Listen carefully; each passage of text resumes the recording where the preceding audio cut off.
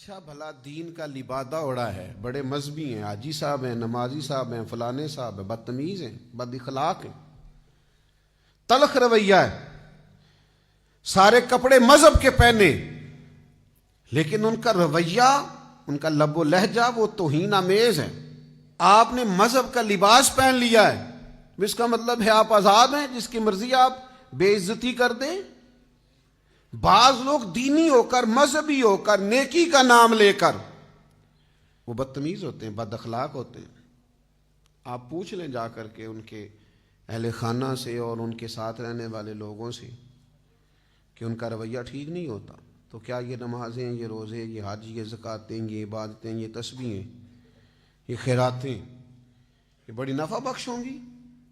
سنو، امام بہقی حدیث لائے،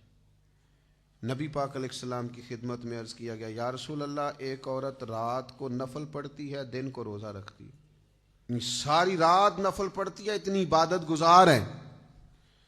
ہر روز نفلی روزہ رکھتی ہے، لیکن حضور وہ بد اخلاق بھی ہے۔ اور بتانے والے نے وضاحت دی کہ یا رسول اللہ، اپنی زبان سے اپنے پڑوسیوں کو تکلیف دیتی ہے۔ پس منظر پھر سمجھو، ساری رات نفل پڑھتی ہے،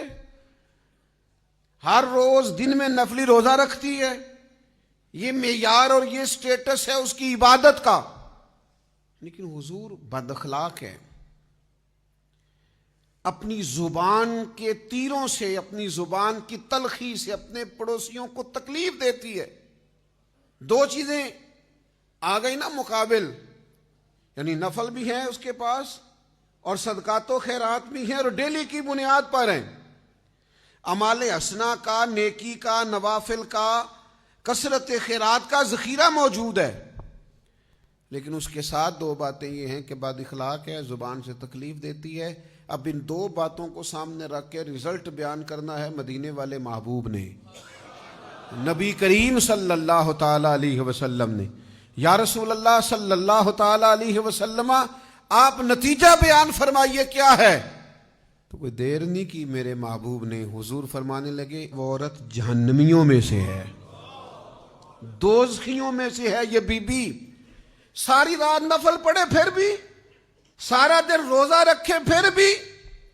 حاجی ہو، نمازی ہو، عبادت گزار ہو، داڑھی والا ہو، پگڑی والا ہو،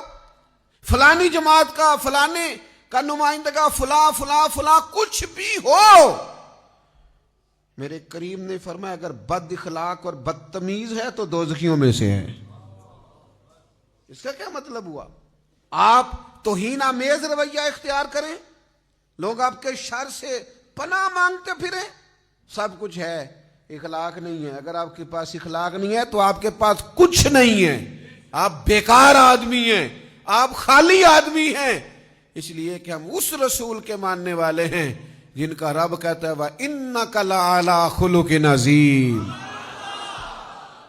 محبوب آپ کا صرف اخلاق نہیں، آپ تو خلق عظیم والے ہیں، خلق عظیم والے ہیں۔